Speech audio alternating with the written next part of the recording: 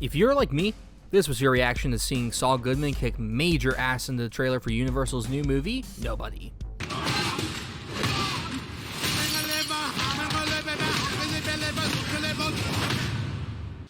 Holy shit!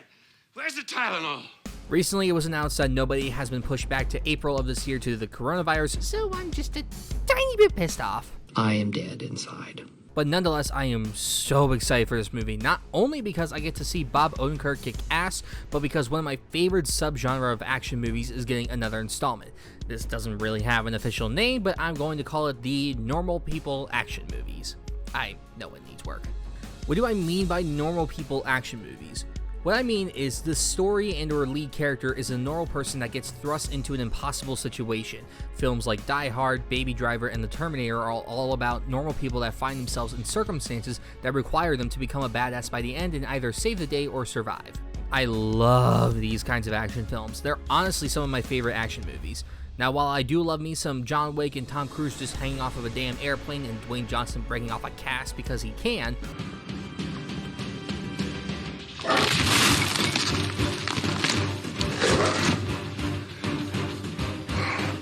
these aren't exactly action films trying to tell a story with deep or complex characters. They mainly exist just to either have cool action set pieces or to show off that even near 60 years old, Keanu Reeves can still do his own stunts. And yes, while there are times that action stars like Dwayne Johnson and Sylvester Stallone try to be normal or just like us in films like Skyscraper or whatever the hell Rhinestone is. Budweiser, you created a monster, and they call him freaking Stein. It doesn't work because, well, most people don't look like this. Now, that doesn't mean I don't love action movies like Mad Max Fury Road or Mission Impossible Fallout. I just find that normal people action movies tend to offer more interesting characters and stories than some big action movies. Hell, you can even consider Star Wars and The Matrix normal people action movies, as they're about seemingly normal people thrust into a world they didn't know existed and their lives changed forever. So what exactly makes normal people action movies so good? Well, I think it comes down to a few key factors. The first thing is the casting.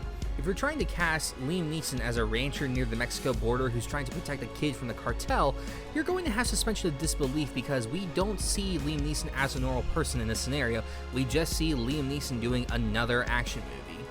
Now take a look at something like Die Hard. While we all know Bruce Willis will do any movie these days, back in the late 80s, he wasn't the action star we all know him to be today.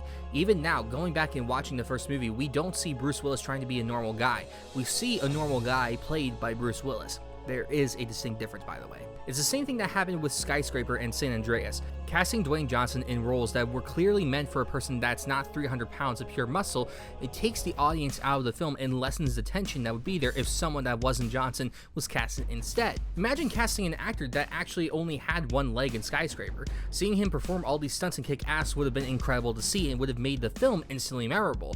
But because Johnson starred in it, it's been quickly forgotten, and I bet you didn't even remember he had only one leg, did you? Another factor is the action itself. When you see an action film like the Fast and Furious series, you expect to see insane shit happen for pretty much the entire film. Hell, Hobbs and Shaw is essentially a superhero movie. Like, Dwayne Johnson holds a helicopter by a chain while holding onto a car that's flying off a goddamn cliff, and we just accept it because why the hell not?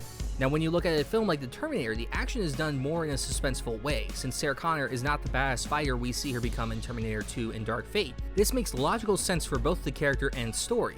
If we had the action of Terminator 2 and Terminator 1, it wouldn't be believable and would draw the audience out of it. If we're told this normal person who's never seen any action before just start shooting at the bad guys like it was an arcade game, I think it's safe to say we'd be a bit taken out of it. As long as the action fits the characters and story that's been presented to us, then not only does the audience believe in more, but they have more fun as well.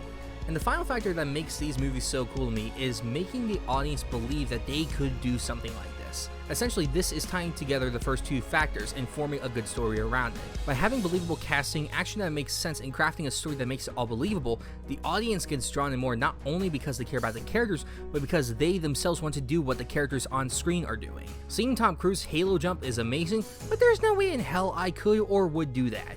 But seeing Saul Goodman kick ass in almost the same manner as John Wick actually makes me believe that I'm capable of doing something like that.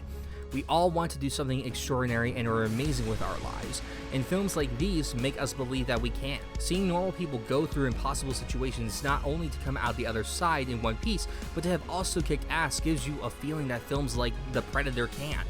As I've said before, I will always love action films like Fury Road or the Mission Impossible series, but normal people action movies will always have a special place in my heart. Not only do they have amazing action, but they can make someone like myself believe that I can do what they can do on screen.